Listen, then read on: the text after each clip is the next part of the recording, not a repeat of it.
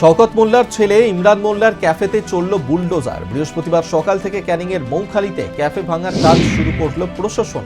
মাতলা নদীর চর দখল করে অবৈধভাবে এই ক্যাফে নির্মাণ করা হয়েছিল বলেই অভিযোগ। সেখানে পুলিশ প্রশাসন ছিল কেন্দ্রীয় বাহিনীও মোতায়েন। আর এই যে ক্যাফে ভাঙার প্রক্রিয়া শুরু হয়েছে বৃহস্পতিবার সকাল থেকে, এই নিয়ে রাজ্য বিজেপির প্রধান মুখপাত্র দেবজিৎ সরকার তিনি কি বলছেন শুনুন। গত 15 তৃণমূল কংগ্রেস এবং তাদের আবেদন শ্রেণী বিভিন্ন জায়গায় এরকম ভাবে অবৈধ দখল করেছে। যত রকমের অবৈধ দখল করেছে সবটি এরকম ভাবে দখল মুক্তি করা হবে এবং যাদের থেকে দখল করেছে তাদের কাছে সেগুলো ফিরিয়ে দেওয়া হবে। সরকারি জমি কিংবা সরকারি চর ইত্যাদি ক্ষেত্রে সেটারও ব্যবস্থা নেবেন সরকার। প্রশাসন এইসব বিষয় জিরো টলারেন্স।